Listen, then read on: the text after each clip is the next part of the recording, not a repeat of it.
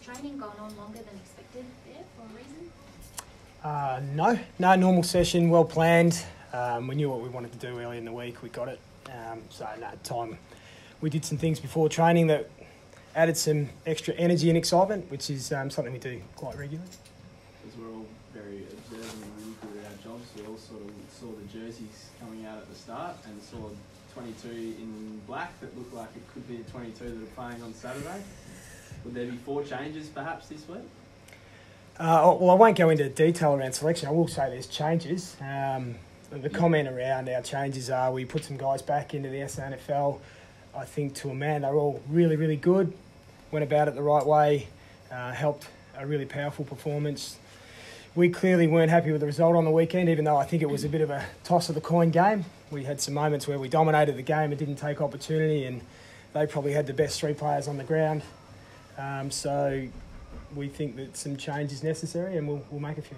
Can you send somebody back to the Sandful for a week? I suppose the people in that boat would be West Hoff Ryder and Pepper, for example, and get what you want out of one game to bring them back? Oh, look, I think that is an excellent question. You know, I think it's sort of, and we talked about that this week. You know, like it's for some people, I would say yes, and it might just be that little sort of circuit breaker that they require. I would say that it probably isn't the case for everyone, and some people need to go back and learn some strengthen up their core values and their actions and behaviours, and going back for a period of time can help do that. Whether it's, for some people, it's a shock to the system, or for others it's a wake-up call, or, you know, in some extreme cases it's an opportunity to work on fundamentals that perhaps you don't get at the highest high-pressure level of the AFL. So, long-winded answer to a pretty short question is, for some, yes, others probably not. So the blokes in white jumpers, are they playing in the Sandful on the weekend? Some will be. We did throw them around a bit today. We started with a drill that required really tight teams with not a lot of give in them, and then from then on, I think we had guys change teams 3 times throughout the day. So as you notice, we trained a bit longer. We had guys play in forward line. We had guys that went through the middle that have never been through there.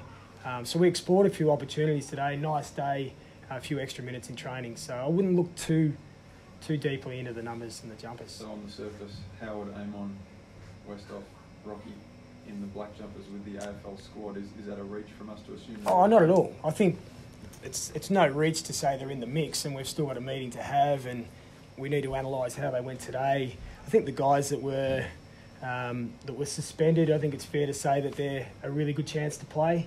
There'll be some robust discussion around the other 2 and maybe one other, without giving too much away. How hard is it, Monty, for Paddy to get back into the team, given the form of Lycett over the past couple of weeks from the system?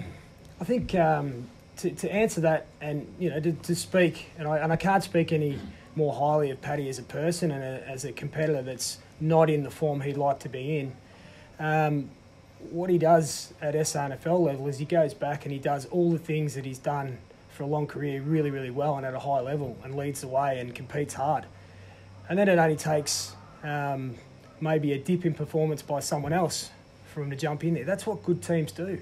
That's what good clubs achieve. So if that becomes quite a prickly scenario or a difficult selection, so be it. That's what we're after.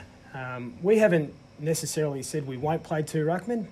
We just thought the current form of the 2 and the combination and what it's giving us, perhaps forward of the ball, wasn't where we needed it to be.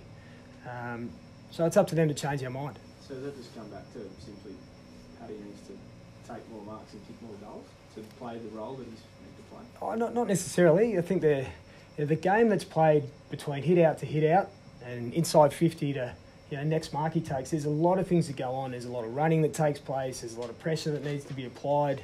There's a lot of team actions that occur in between that time. And look, I think as an overall package, we just need to see more of that, and he knows that.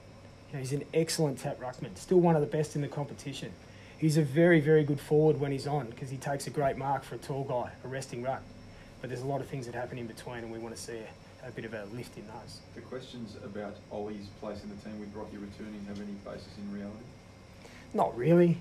I think he's a hugely respected figure here, so he has runs and credits. as for his form, personally, I think they were a bit of an overreaction on, and I already mentioned, it was a toss of the coin game. They were horrendous conditions. His 2 games, so he was 1 game back.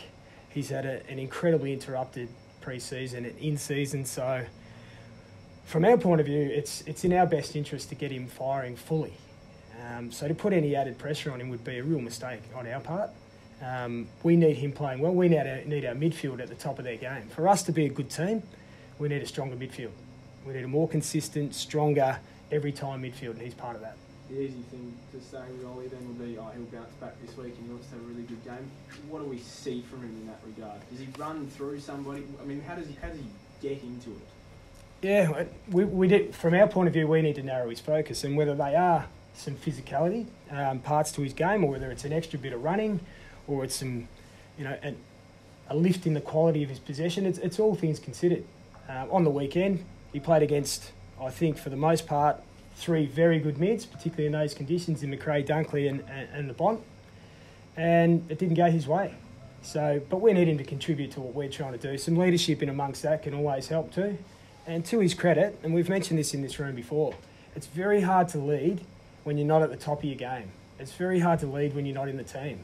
And he's done a really good job in that space, and and all the respect and credit to him for that. It's very difficult.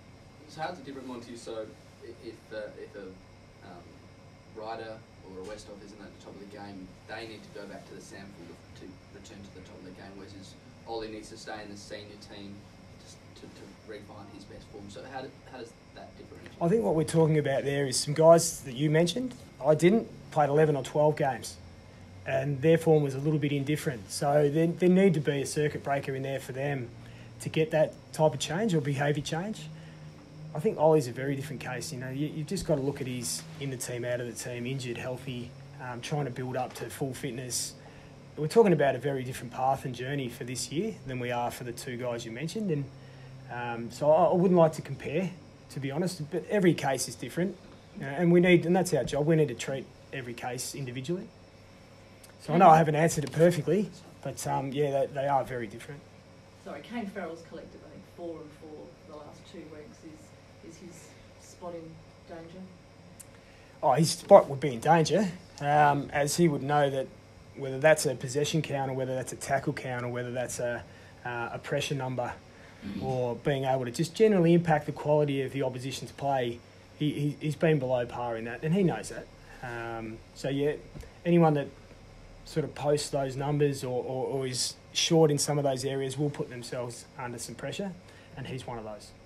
Is Stevie Motlop giving you the output you'd like from him?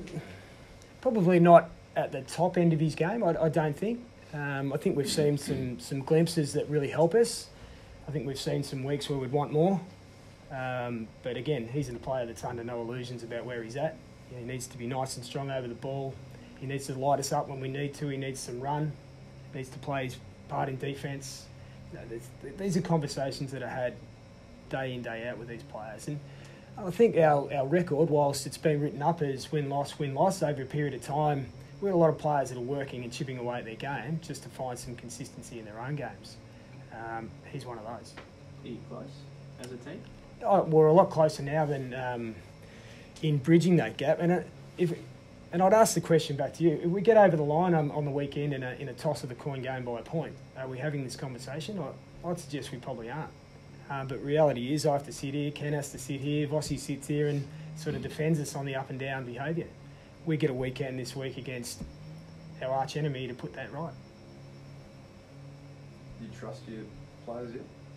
Oh, absolutely. I don't buy into the whole I'm new. Doesn't mean I've been living on another planet, but I'm reasonably new. I don't buy into the whole our players are untrustworthy or unreliable. I understand the messaging, and I do understand that we'd be silly to stick our head in the sand on results. But what we see is a team that's trying to, as we've mentioned before, trying to write their own story, create their own path, go to work consistently, become an every-time team, and I see 45 guys working towards that every day. That's the message that's come out of the club, though. And I understand that. But as I say, I'm new to this, so a lot of this is for me trying to decipher what's real, And for me, the only thing that matters is what are those things that are letting us down, and I'll continue to investigate.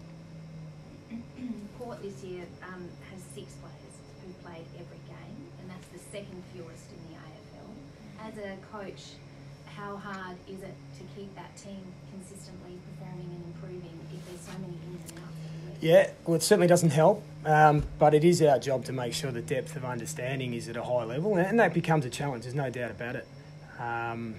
We think that a lot of the guys that have come in have really... It's great exposure to have a look at your list whilst you continue to win. You don't want to be a team that sort of gets 40 deep on your list and they're having to learn when you're getting beaten by 10 goals every week. So there has been a silver lining in our injuries and exposure. But as I said 2 weeks ago, it's time for that to tighten up, get our healthy players back, try and get some continuity in line-up and play so we can build towards something special towards the end of the year. Why can you win the showdown, Lockie? Oh, I think I'm not going to sit here for an hour and a half and answer that. 30 seconds soundbite. Look, it's a game that means an incredible amount, as you all know, to our players, to our club, to our people. So, not that that's in the front of their mind every contest they go to, but they know how important it is. I think they believe in the team that we want to be. I think they believe in their form. They certainly don't look at the West Coast game or the Melbourne game or more recently the Geelong game and think they're an aberration. They believe in what we're doing, and they just need to go back to work.